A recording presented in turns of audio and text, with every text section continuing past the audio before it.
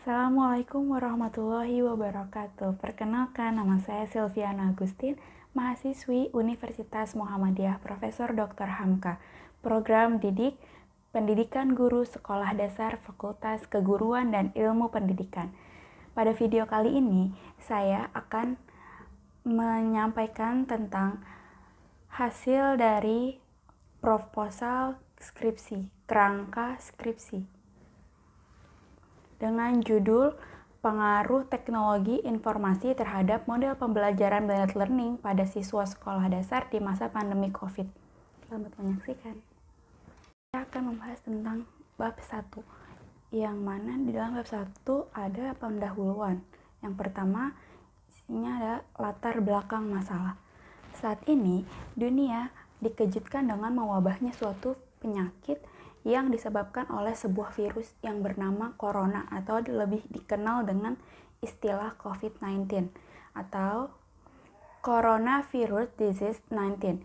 COVID-19 adalah penyakit jenis baru yang belum pernah diidentifikasi sebelumnya pada manusia.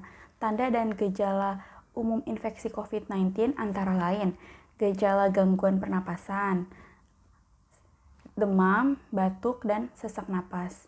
Untuk mengantisipasi penularan virus tersebut, pemerintah telah mengeluarkan berbagai kebijakan seperti isolasi mandiri, jaga jarak, tidak berkumpul, sehingga pembatasan sosial berskala besar atau PSBB. Kondisi ini mengharuskan masyarakat untuk berdiam diri di rumah, bekerja, beribadah, sekolah di rumah. Kondisi ini menuntut lembaga pendidikan untuk melakukan inovasi dalam proses pembelajaran. Salah satu bentuk inovasi tersebut ialah dengan melakukan pembelajaran secara online atau daring. Selanjutnya, identifikasi masalah. Pembelajaran daring bertujuan memenuhi standar pendidikan melalui pemanfaatan teknologi informasi dengan komputer atau gadget yang terhubung antara siswa dan guru. Melalui pemanfaatan teknologi tersebut, pembelajaran bisa tetap dilaksanakan dengan baik. Dengan adanya teknologi informasi, diharapkan pembelajaran bisa berjalan dengan baik, mengingat masyarakat Indonesia saat ini mayoritas sudah menggunakan internet. Hampir 64% penduduk Indonesia sudah terkoneksi dengan jaringan internet. Selanjutnya ada batasan masalah. Model pembelajaran blended ini adalah salah satu upaya yang cocok dalam pembelajaran saat masa pandemi dan juga untuk memanfaatkan teknologi informasi yang sudah ada. Jadi batasan masalah pada proposal saya yaitu pembelajaran blended learning dan pemanfaatan teknologi informasi. Selanjutnya, rumusan masalah. Yang pertama, bagaimana cara memanfaatkan teknologi informasi dalam model pembelajaran blended learning pada siswa sekolah dasar. Yang kedua, apakah terdapat pengaruh teknologi informasi terhadap model pembelajaran blended learning pada siswa sekolah dasar di masa pandemi COVID? Selanjutnya ada manfaat penelitian. Yang pertama, manfaat teoritis. Penelitian ini diharapkan dapat memanfaatkan teknologi informasi dalam model pembelajaran blended learning untuk meningkatkan pemahaman siswa saat penyampaian materi oleh guru. Yang kedua, manfaat praktis. Bagi guru, dapat dijadikan referensi untuk melakukan kegiatan belajar mengajar di masa pandemi COVID ini. Yang bagi pihak sekolah, dapat menjadi referensi dalam melaksanakan administrasi dan supervisi di sekolah saat pandemi COVID-19 ini. Selanjutnya ada bab 2. Dalam isi bab 2 ini terdapat kajian teoritis, yaitu model pembelajaran blended learning ini itu merupakan dua model yang dijadikan menjadi satu atau campuran, pembelajaran secara campuran. Model dalam pembelajaran blended learning ini terdapat dua model, yaitu model pembelajaran asinkronus dan model pembelajaran sinkronus. Model pembelajaran asinkronus itu dilakukan di waktu yang berbeda. Misalnya, jika tatap muka secara langsung, guru di kelas tidak dapat hadir, tetapi guru bisa menitipkan pesan pada guru piket atau guru yang hadir di sekolah untuk menyampaikan materi atau tugas pada siswa. Jika dalam masa pandemi ini atau jika dalam pelaksanaan online, guru bisa menyampaikan tugas materinya melalui aplikasi WhatsApp, Google Classroom, atau dengan media online learning lainnya. Yang kedua, model pembelajaran sinkronus. Model pembelajaran sinkronus ini pembelajaran yang dilakukan secara bersamaan di waktu yang sama. Jadi guru dan murid sama-sama melakukan pembelajaran di waktu yang sama. Jika dalam tatap muka atau pembelajaran offline, itu guru menjelaskan materi dan siswa sama-sama mendengarkan materi yang dijelaskan atau sama-sama membuka buku yang sama di saat guru menjelaskan.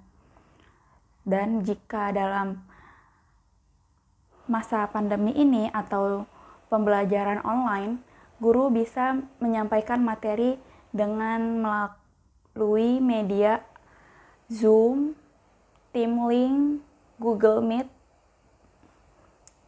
yang bisa menyampaikan pesan langsung secara di waktu yang bersamaan, itu pertemuan virtual. Atau juga bisa dengan WhatsApp, di mana semua siswanya itu jika guru menyampaikan pesan, mereka juga aktif. Selanjutnya ada penelitian yang relevan. Menurut hasil yang dilakukan oleh Vicky Dwi Wicaksono dan Putri Rahmadianti yang berjudul Pembelajaran Blended Learning melalui Google Classroom di Sekolah Dasar, hasil dari penelitiannya yaitu para ahli sepakat bahwa istilah blended learning merupakan perpaduan pembelajaran secara konvensional dan daring. Sembler dalam Husama bahwa blended learning mengkombinasikan ranah terbaik dalam pembelajaran daring, aktivitas tatap muka terstruktur, dan praktek dunia nyata. Pembagian penggunaan blended learning diperlukan dikarenakan untuk mengurangi atau mencegah siswa menggunakan komputer dan telepon genggam untuk hal negatif. Penyelenggaraan Google Classroom di sekolah dasar tanpa menyampingkan pembelajaran konvensional yang dilakukan. Hal ini merupakan kelebihan blended learning, di mana menggabungkan dua metode pembelajaran konvensional dan daring untuk membuat siswa merasa nyaman dan aktif dalam mengonstruksi pengetahuannya. Guru dapat memanfaatkan berbagai fitur yang terdapat pada Google Classroom seperti assessment, grading, communication, time cost, archive cross, mobile application, dan privacy. Hal yang perlu diperhatikan ketika menggunakan Google Classroom. Guru sebaiknya memberi pemahaman kepada wali murid agar tidak terjadi kesalahpahaman dalam pelaksanaannya. Memberi pemahaman kepada siswa juga agar tidak terjadi kebingungan saat menggunakan aplikasinya. Memberi pelatihan kepada siswa dalam menggunakan Google Classroom sebagai bentuk tahap pengenalan fungsi dan manfaat perangkat lunak tersebut. Kerangka berpikir. Sebaiknya dalam pembelajaran dari ini menggunakan model pembelajaran blended learning yang menggabungkan dua model pembelajaran dengan memanfaatkan teknologi agar pembelajaran menjadi lebih efektif dan efisien. Dengan menggunakan model pembelajaran blended learning secara daring ini, sebaiknya guru atau tenaga didik menggunakan campuran dari pembelajaran blended learning secara sinkronus dan asinkronus, agar guru tetap bisa memberikan pendidikan karakter pada saat pembelajaran daring pada siswa. Dan siswa juga mendapatkan pengalaman belajar yang baru dan tidak monoton dengan satu modul pembelajaran saja. Karena kebanyakan dari guru saat ini hanya menggunakan satu metode, satu model pembelajaran, yaitu dengan asinkronus atau secara tidak langsung. Biasanya dengan menggunakan aplikasi WhatsApp Group. Jadi guru hanya mengirimkan materi di pagi hari, kemudian siswa bisa mengirimkan tugas yang diberikan guru atau membaca tugas dari guru ini di waktu lain gitu. Nggak di saat guru setelah mengirimkan siswa langsung membaca, karena kan nggak semuanya itu online gitu, karena sebelumnya juga nggak ada arahan atau pemberitahuan bahwa jika setiap jam ini kita ada kelas, kalian harus aktif di WhatsApp. Itu karena kan siswa sekolah dasar ini masih belum cukup untuk menguasai gadget ya, karena juga belum semua siswa sekolah dasar mempunyai gadget pribadi. Biasanya mereka menggunakan handphone orang tua untuk melakukan pembelajaran secara daring ini. Selanjutnya, ada hipotesis penelitian. Kajian teori dan kerangka berpikir dapat diajukan dalam hipotesis. Hipotesis merupakan hasil yang belum tentu kebenarannya terhadap masalah sampai bukti data semua terkumpul. Hipotesis dirumuskan sebagai berikut. HO tidak terdapat pengaruh teknologi informasi terhadap model pembelajaran blended learning pada siswa kelas 4 SDN Jatiwaringin 13. HI-nya terdapat pengaruh teknologi informasi terhadap model pembelajaran blended learning pada siswa kelas 4 SDN Jatiwaringin 13. Selanjutnya, bab 3. Dalam bab 3 ini terdapat tujuan penelitian. Yang pertama, tujuan dari penelitian ini yaitu diharapkan dalam pendidikan dapat memanfaatkan teknologi informasi dalam melaksanakan pembelajaran secara daring melalui model pembelajaran blended learning. Dengan demikian, proses pembelajaran selama masa pandemi ini akan menjadi lebih efektif dan efisien.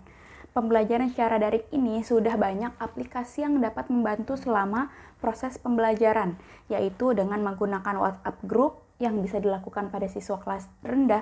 Tentunya semua aplikasi atau Google Classroom, WhatsApp Group, Google Meet, Zoom Meeting, TeamLink, Google Form, semua bisa dilaksanakan tentunya dalam dampingan atau pengawasan orang tua. Selanjutnya, ada tempat dan waktu penelitian. Tempat penelitian yang saya ambil yaitu dilakukan pada SDN Jatiwaringin 13 yang terletak pada Jalan Sosial RT 2 RW 6 Jatiwaringin, Kecamatan Pondok Gede, Kota Bekasi, Jawa Barat. Saya mengambil sekolah ini karena dalam sekolah ini mereka di masa pandemi ini hanya menggunakan satu metode, yaitu asinkronus di waktu yang berbeda dengan menggunakan aplikasi WhatsApp. Jadi guru dalam sekolah ini tuh hanya menggunakan aplikasi WhatsApp. Jadi saya ingin memberikan saran atau melakukan penelitian jika dicoba dengan menggunakan aplikasi yang lain atau dipadukan dengan dua mode pembelajaran dengan blended learning, apakah hasilnya akan jauh lebih baik atau seperti apa. Yang kedua, waktu penelitian. Penelitian ini dilakukan selama semester ganjil tahun ajaran 2020-2021 dari bulan Januari sampai bulan Juli 2021. Penelitian ini akan dilakukan setelah menyelesaikan pengurusan pengajuan izin penelitian dan tahap observasi. Selanjutnya ada metode penelitian.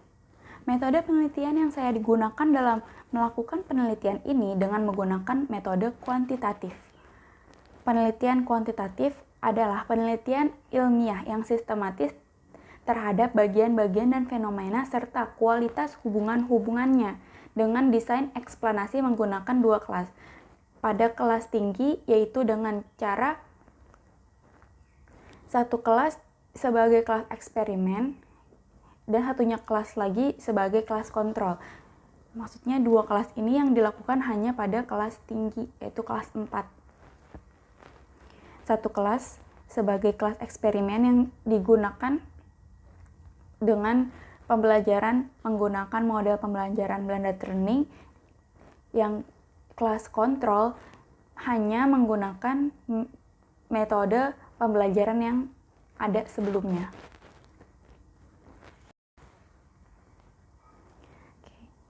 Di dalam bab 3 juga terdapat populasi dan sampel penelitian. Populasi Menurut Jarwanto, populasi adalah salah satu dari keseluruhan yang hendak diteliti. Satuan tersebut yaitu unit analisis dapat orang, institusi, maupun benda. Jadi dalam populasi yang saya pakai pada penelitian ini adalah siswa-siswa dari SDN Jatiwaringin 13 dan sampel. Sampel adalah sebagian objek yang diambil dari keseluruhan objek yang diteliti dan dianggap mewakili seluruh populasi. Sampel yang saya ambil dalam penelitian ini adalah siswa kelas 4 yang ada di SDN Jatiwaringin 13. Selanjutnya, terdapat rancangan perlakuan. Dalam rancangan perlakuan ini, 1. Dan materi pembelajaran. Materi yang digunakan dalam pembelajaran ialah materi bahasa Indonesia. Akademik yang mempelajari komponen yang berkaitan dengan karya sastra pada bagian puisi anak. Strategi pembelajaran. Strategi yang digunakan untuk mencapai tujuan pembelajaran menggunakan model pembelajaran blended learning. Pembelajarannya dengan membacakan teks puisi dengan intonasi mimik yang dimiliki kemampuan oleh siswa. Jadi kan jika menggunakan blended learning, misalnya guru sebelumnya hanya memberikan sebuah materi yang menjelaskan tentang apa itu puisi, bagaimana cara membuat puisi, ciri-ciri puisi itu seperti apa. Nah, dalam pembelajaran blended learning ini itu bisa dilakukan dengan cara asinkronus yang tatap muka secara virtual. Di situ guru dan teman-teman yang lain bisa juga mendengarkan temannya membacakan teks puisi dengan intonasi dan mimik yang dia bisa gitu, sesuai kemampuannya. Nanti setelah itu guru menilai dan guru memberikan arahan jika ada kurang atau salah dalam membacakan puisi tersebut. Gitu. Jadi teman-temannya juga bisa belajar secara langsung. Karena kan kalau hanya menggunakan WhatsApp group gitu, asinkronus, siswa tuh tidak bisa mengetahui intonasi seperti apa, mimiknya tuh seperti apa. Mungkin mimik bisa karena digambarkan gitu. Dengan tulisan kayak mengkerutkan wajah, berarti dia marah. Atau juga dia tidak bisa mendengar intonasinya, kayak misalnya dia kesel, dia marah gitu, dia bete. Kan biasanya kalau orang marah kayak ngomongnya juga kayak gak semangat, terus nadanya ngegas, kayak lebih kasar gitu kan. Selanjutnya ada pelaksanaan perlakuan atau prosedur pembelajaran, yaitu saya membuat RPP kelas 4 semester 1 dengan tema 6, cita-citaku. Subtema 1, aku dan cita-citaku. Jadi siswa kelas 4 ini membuat puisi dengan tema cita-cita. Selanjutnya ada teknik pengumpulan data. Yang pertama, instrumen variabel terikat, yaitu model pembelajaran blended learning. Di dalamnya ada definisi konseptual dan definisi operasional. Selanjutnya ada jenis instrumen. Jenis instrumen yang saya pakai dalam penelitian ini yaitu observasi dan jenis instrumen tes, yaitu mengetes aplikasi yang dapat digunakan dan mengetes model pembelajaran blended learning pada siswa. Selanjutnya ada kisi-kisi instrumen. Pokok pembahasannya yaitu tema 6, subtema 1, aku dan cita-citaku. Bahasa Indonesia membuat puisi tentang cita-cita. Tujuan pembelajarannya yaitu melalui bimbingan guru secara daring, siswa dapat mengidentifikasikan ciri-ciri puisi dengan benar. Melalui bimbingan dari guru secara daring, siswa dapat menyajikan hasil pengamatan tentang ciri-ciri puisi dengan benar. Indikatornya yaitu 1. Menceritakan cita-cita yang diketahui oleh siswa. Yang kedua, membacakan hasil puisi tentang cita-cita yang dibuat oleh siswa dan disampaikan secara pertemuan virtual atau pembelajaran daring. Nah, selanjutnya ada pengujian validitas dan perhitungan realitas. Yang kedua, instrumen variabel bebas, yaitu tentang teknologi informasi. Oke, selanjutnya ada teknik analisis data. Yang pertama, uji prasyarat, yaitu ada uji normalitas. Saya menggunakan metode Kolmogorov-Smirnov. Yang kedua, ada uji homogenitas. Saya di sini menggunakan metode Levin test. Yang kedua, uji perbedaan dua rata-rata atau uji T untuk uji hipotesis 1 dan 2 menggunakan uji F ANOVA, dan uji hipotesis 3 dan 4 menggunakan uji Pivot Sample T-Test. Oke, yang terakhir ada hipotesis statistik. Jika model pembelajaran blended learning bisa berpengaruh terhadap peningkatan belajar siswa, maka pembelajaran di masa pandemi COVID-19 ini bisa efektif dan efisien untuk memberikan pembelajaran kepada siswa. Oke, sekian penyampaian dari saya. Terima kasih. Banyak kurangnya saya mohon maaf. Wassalamualaikum warahmatullahi wabarakatuh.